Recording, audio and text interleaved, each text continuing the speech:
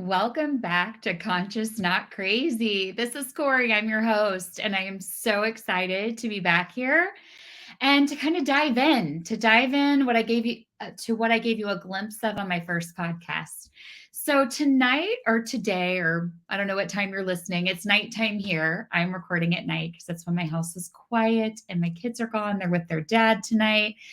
And yes, so we're going to dive into the why behind behavior.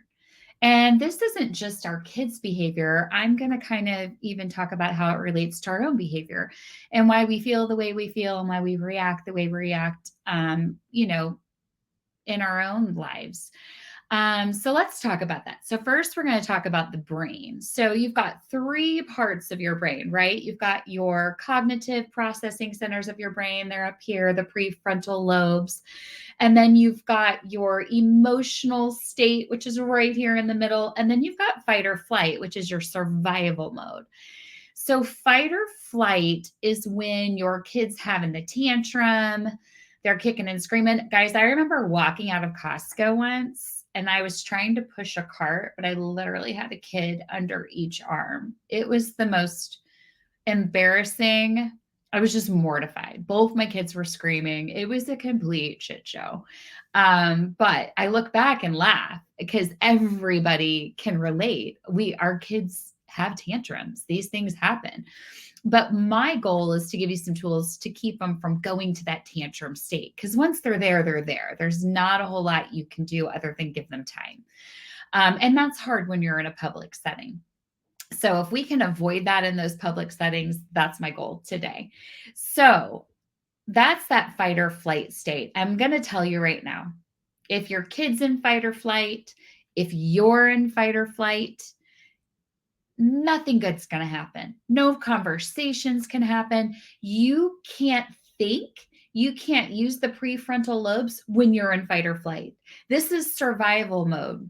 This is where your body kicks in. It was to help, back in primitive times, it was to keep us alive, right? And still now today it's to keep us alive. It just looks a little different. But when a child is in the survival state or you're in that fight or flight survival state, there's no thinking happening. So nothing productive is going to happen. So what you need to think is time away. So once the body has had a cortisol spike, which is when you're in that fight or flight, it takes about 30 minutes for that cortisol to leave the body. So again, you just need some time. So let's talk about this. A kid just doesn't start in fight or flight, right? So something has to happen to trigger it. So I mentioned Target in the last episode. So you're in the Target checkout and your child's like, I want this. And they're pointing to candy. And you're like, no, we're not buying that. And in your mind, you're like, they don't need the candy, or I don't want to spend the money on the candy, whatever it is. So what we want to kind of do is because your kids, that maybe this is a common thing they do. You can kind of see it before it's happening. And maybe you're scared and you're trying to block the candy. Excuse me, guys. You can never sneeze just once. Sorry. But so what we want to do is we want to capture the child before they go from that emotional state, I want candy, right? Immediate gratification, I want candy now, and nothing you can say can change that. To instead of saying, if you say no to the child, if you say you can't have that, where do you think they're going to go? They're going to go fight or flight because they just care about the candy. Kids are egocentric. They want immediate gratification and they're not thinking things through. They're not thinking long-term. It doesn't matter what reason you give them. They're not hearing it because they're not up here. They're back here now. They're emotional and then they're going to fight or flight. So how do we prevent them? How do we stop that? And this is with like the younger kiddos. How do we stop them from going to that fight or flight? It's like you acknowledge. You've got to start with, I notice you want the candy. Do you like candy? You got to recognize and acknowledge and let them be heard. And they're going to be like, yeah, I want candy. So you want to acknowledge what they want. You want to validate their feelings. And it's like, yeah, you want candy. Do you love candy? Well, I want you to have candy. But right now, mommy doesn't have money with her to buy that candy. So, and I know we have some stuff at home. So maybe when we get home, would you like to pick a different snack out to eat? And again, what am I doing here? I'm asking questions. When you ask anyone questions, they have to use the prefrontal lobes to answer. So they have to go to the cognitive processing centers of the brain. So by asking your child questions, but before you ask the question, acknowledging their want, their need, their desire, whatever it is they want in that moment, you acknowledge, then you ask the question. Because what that does is it takes them from the emotional state to the cognitive processing centers. But it's a two-step process. Acknowledge, ask a question. Questions are always good. So, and the answer could vary, but it's like give them some power, but set the boundary. So, as a parent, we're going to talk a lot about the importance of boundaries. As Brene Brown has said, and I don't remember which book, I've read so many of her books, the most compassionate people are boundary people. Boundaries are good. And remember, we're modeling the behavior we want our kids to have. So we want to teach our kids to have healthy boundaries. And you're going to use boundaries, or you should be using boundaries in multiple aspects of your life, whether it be your career, with your kids, with your spouse, with your significant other. Boundaries are vital, and they're healthy, and they're important. So you're in the checkout line. I want this candy. Oh, do you want that candy? Is that your favorite candy? Do you really like it? What do you like about it? Well, we can't get that candy right now because mommy doesn't have the money for it. I only brought enough money to buy these things. Maybe you say that, or maybe you say, well, we can't, we're not going to get the candy right now, but would you like to get it another time? Would you like to come back when we have more money to buy the candy? You want to sometimes to let them know that there's an opportunity in the future to fulfill that need, want, or desire. It might not be right now, which is great because it's delayed gratification, right? We don't want to always give our kids immediate gratification. So you keep them thinking. You're not saying no, stop, or don't. You're just saying not right now. And then you're giving them alternative solutions, and choices are good here, guys. And we're going to talk a lot. I'll probably have a whole podcast on positive choices, but choices aren't choice consequence. Do this or this happens. That's a choice consequence. That's not what I'm talking about. But give the child the feeling of having some power in this moment when they feel like, oh, I'm not going to get the candy I want right now. You're not going to get the candy you want right now, but would you like to do this or this when you get home? Yeah, we can't buy the candy right now, but it looks like you want something sweet to eat. When we get home, would you like to pick from the pantry? Would you like to pick from this or this to have a sweet treat? And then maybe we can look at getting the candy another time.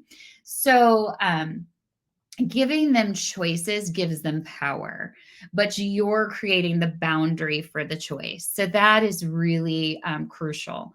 But again, we're going to focus right now on first acknowledging. So noticing what they want, their want, need, or desire, and then asking a question. Questions are awesome. And this works with adults too, or spouses, y'all. So we want to get them out of that emotional state up to the cognitive state and out of that fight or flight. So it's very important. So let's say we don't do this. You're not going to do it right. So guys, I'm going to tell you these things and you're going to fumble through it, right? You're going to go try this on. You're going to be like, okay, I got this. You're going to be at Target in a checkout and you're going to be like, well, I did what she said, but it didn't work. Well, here's a couple things. Your kids know what you've always been accustomed to doing, right? They don't trust this new thing that you're doing. So that could be one thing. So, and again, it takes repeating this. Repetition is how this works. And you're not going to do it perfect because you haven't done it before. So it's going to take practice from the implementation and practice for them to receive this new information because they don't understand it because it's different than maybe how you've talked to them before. It does work. It just takes time. Like anything good, takes practice, and it's not easy. But in the long run, it will make your life easier. What's the quote? Short-term easy is the long-term hard. So buying them the candy in the short term to keep them from having the tantrum, long-term, maybe unhealthy habits, always getting what they want, and they don't know how to cope when they don't get their way, right? Short-term hard, they might have the tantrum. It might not go well, but you stick to your guns. You don't buy them the candy. They didn't get that immediate gratification. And over time, they're going to learn that you're serious, that you are going to follow through, and you're going to stick to what you've committed to. What you don't want to do as a parent is cave under pressure. For fear, you cave under fear, right? Fear of being judged by the other people. I think one of my kids called me a butthead at the Target checkout once. I mean, did I like that? No. Was I triggered? Yes, because I was still taking things personal at that time. I've grown a lot since then, but I didn't react. And I was like, it looks like you're not ready. Again, this is when I was fumbling and working my way through this process. It looks a lot different now, but we want to make sure we're connecting behaviors to consequences too. So that's one example. Now let's do another example. Your teenager. I'll give you a specific example. Your teenager's playing video games, right? They're like zombies when their face is on the video screen, right? And it's Fortnite and they just have to do this because it's like life or death. And no, we don't understand it, but it's important to them. So we have to recognize that it's all relative, right? Their frame of reference is their frame of reference. Ours is different because we're an adult. We've experienced more life. So we do have to have some understanding for where they're at, right? So my son was playing a Fortnite with his friends, and he needed to get off the game to get ready for bed and I told you he's 15, get ready for bed, and he needed to pack his lunch, and he struggles a little bit with time management, we'll say. And so he needs some extra support in that. And it's interesting because all kids are different. Whereas my daughter is ready to go. She's got basketball. She's at the door with her uniform, her water bottle, everything she needs waiting on you. Like, Mom, are you not ready? And annoyed if I'm not. He's, to each his own. So he has different strengths. She has different strengths. Does that make one child better than the other? No. Do we want to identify them by those characteristics? No, because then you're just hammering those in, saying this is who you are. And those things aren't who they are as a person. We'll talk about that. But so he's on his video game and I'm like, buddy, you got to get off. You need to get ready for bed. You need to take your shower because you said you wanted to take a shower before you went to bed. And can I make a 15-year-old kid that's bigger than me do anything? No. Can I make another human being, even a 4-year-old? Can I make a 4-year-old do anything they don't want to do? No. So here's what I want you to think. We can't make a child. We can't make a person. We can't make anybody do anything. So how do I get them most likely to choose, right?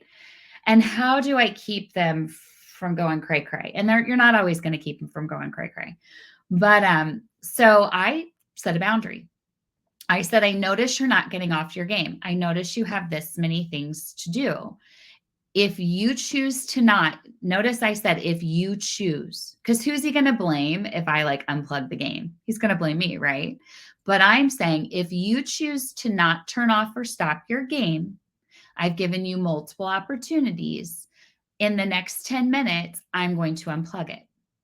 And I know you don't want that because that does mess up wherever you are in this game, even though I don't understand anything about Fortnite. Okay, so I give him actually a little longer than the 10 minutes because as a parent, I'm being honest, it's painful. I know it's going to happen when I unplug this game, right? It's going to be a complete disaster. He's going to flip his lid and I'm like, oh, I don't want to do this. I don't. And then I feel bad. I'm like, I don't want to mess up his game. I don't know how this works, but I got to follow through, right? I've established a boundary. I've given him an option. I've given him a choice. If you can't handle making that choice, I'm going to help you by unplugging it. I walk in the room. I unplug the game. What do you think happens? He flips his lid. He's like, I hate you. And he was mad. He was telling me he's going to go live with his dad. And again, like I said, we're recently just going through a divorce. So he's trying to push my buttons, right? Fortunately, that I don't take personal. What I see and what I hope the point you can get to, what I see when my son does that, he's mad. He's angry. The world isn't going his way. And he's trying to manipulate. He's trying to make me mad. but I'm not mad. I'm like, oh, you're so like, I'm not witnessing the behavior and reacting to it. I'm looking at the why behind that behavior. If you can look and understand the why behind any person's behavior, you have a lot more empathy for it. You don't take it personal. Like they're doing that thing again. They're doing that thing because they're not happy with the way the world's going. It's not about me. He doesn't hate me. And so he throws his fit. He gets mad. And I go, I love you. I go, yep, that was hard. I didn't want to do that either.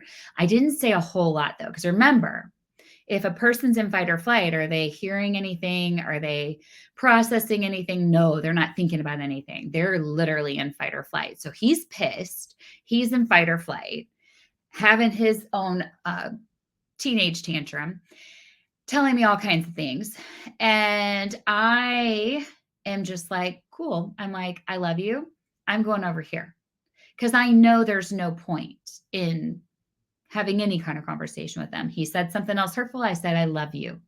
Because here's the deal, guys. I love my kids no matter what.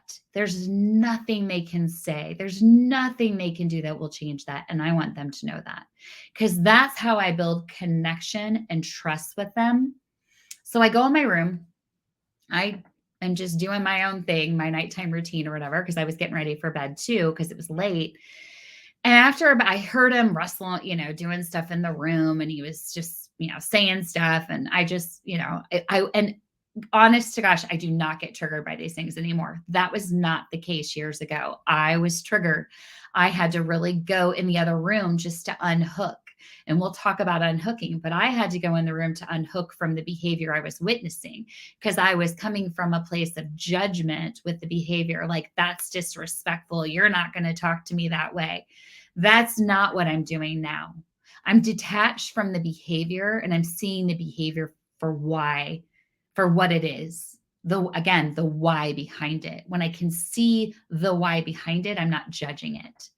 It's not acceptable. I'm not accepting it, but I'm not going to have that conversation when he's in that state. So about 10, 15 minutes later, he comes back to my room, comes crawling. I'm in bed at this time. He comes crawling in my bed and he's like, I'm sorry, Mom, I love you. And he gives me a big hug. And I'm like, it's okay, buddy. I'm like, and then I ask questions. Well, what do you think about that? He's like, I should have turned off my game. I'm like, okay, do you think that was a good way to respond? No, I'm sorry. I don't mean it. I didn't mean anything I said. I go, yeah. How does it feel when you say things like that? When you're angry, does it make you feel bad or how does it make you feel afterwards? So we talked about that. And what do you think you could do different next time? I could have stopped playing my game earlier. So he's now at a point where he's remorseful. He feels guilty for what he said to me. And what I say to him is, buddy, I love you. Like, no, you don't have to. I know you love me. There's nothing you could say to me that would change that. I'm confident in my relationship with my son. But what I'm going to talk to him about is now, what could we do differently next time? How can I be helpful to you? So, and then I told him, I said, it's hard for me to come in and unplug that. I don't like doing that. I don't want to have to do that. But what I notice when you say I notice or see when you're talking about a person's behavior, it's a lot less, there's no judgment behind it. You're just seeing it for what it is. I notice you struggle when it's time to stop the games. I noticed. So what do you think we could do? What would be helpful? You also want to ask those questions so they can be part of the solution. So now we've had this problem, we've had this experience, there's guilt and remorse. So how can we not have this same experience again? What can we set up so we can do it different next time? And he saw that I'm going to follow through. So if I tell him next time I'm going to come unplug it, he knows I'm going to come unplug it. So consistency is key there too. But that's just a simple example, but it applies.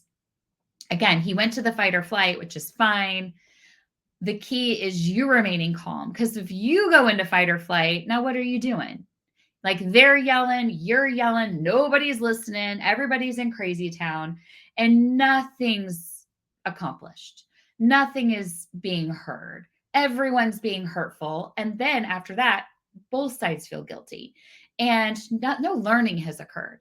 The only way learning has occurred is if you give the child time or the person time, maybe you're in a fight with your spouse, maybe you're in a fight with a boss or a coworker, whatever it is, that person needs time for that cortisol to come out of their body, calm down so they can have a rational conversation. And the same for you. You also, if you're triggered, if you're still new at this, you're going to be triggered if your kid says all these hurtful things. It is like a switch went off in me one day. I take nothing. It is, guys, it is the best feeling ever. And a book I recommend. I love this book. It'll be on my website, but The 4 Agreements. And I love that book because one of the 4 agreements is don't take it personal. All you can, and then one of the other agreements is all you can do is your best. Another agreement is never assume. And the 4th agreement is your word is everything. So your word, don't assume, don't take anything personal, and all you can do is your best. Just like I said, in the first podcast is just try to be better than yesterday. Because again, I'm going to warn you. I'm going to tell you these things, these tips and tricks and tools, and you're going to go home and be like, okay, I got this. Or you are home, I guess, because you're probably listening to this at home or in your car or wherever. But you're going to try these things, and they're probably not going to work the first time because you're new at it. You haven't had enough practice. You're not unhooked.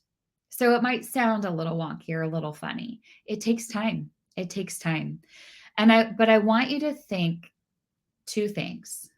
Instead of judging behavior when you see it.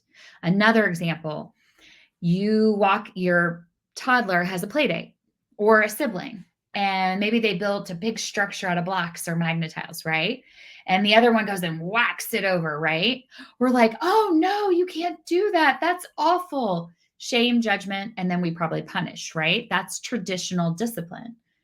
What would happen? Think about this. What would happen if you walked over and said, oh, were you wanting to play with those? Positive intent. Toddlers don't have, the expectations look different when we're talking about teenagers and toddlers because teenagers can articulate a lot more things. Toddlers can't. So we sometimes have to assume that might not be the reason they knocked it over, but we're going to have positive intent like, oh, did you want to play with the blocks too? Well, wow, I noticed you knocked their tower over. What do you notice about their face? Maybe it's their sibling or their friend. Do they look happy or sad?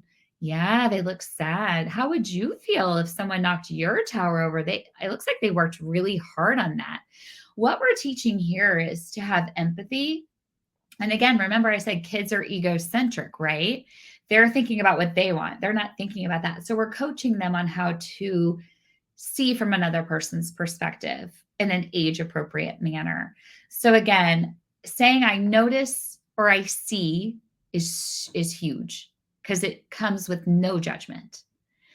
Asking questions gets them from the emotional state to the cognitive processing centers. And if they are in fight or flight, step away. If you're in fight or flight, if you feel this is a good way to check yourself as a parent. If you are trying to win, maybe you are like, whether it's your toddler or your 10-year-old or your teenager, you're trying to win an argument or win, like you're going to make them turn off you think you're going to make them turn off a game or stop doing whatever it is they're doing. If you think you're going to win, you are in a power struggle. And in a power struggle, nobody wins and nothing good's happening. So step away. Just remember, it can never be bad or wrong to tap out, take a break, breathe, close your eyes. I used to hide in my laundry room, guys. I would go be productive with laundry, but I would like tap out and hide in my laundry room. I don't have to do that anymore. I just step away and go do whatever I'm doing. I'm like, no, we're not doing this right now. And my kids might be coming at me, especially my son. My daughter's less inclined. But my son, when there has been some kind of conflict or confrontation, will want to solve it right away, but he's still emotional. And I'll be like, you're not ready yet. Go take a minute. And I just don't engage.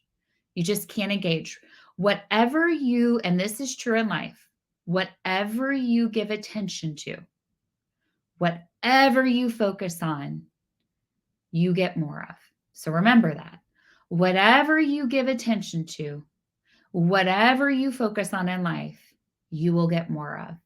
So again, guys, let's keep those kids out of that fight or flight as much as we can. If they go to fight or flight, tap out, give them space. If they're younger, it's okay. I'm not a big fan of timeouts. They don't teach you anything, but a time away is okay.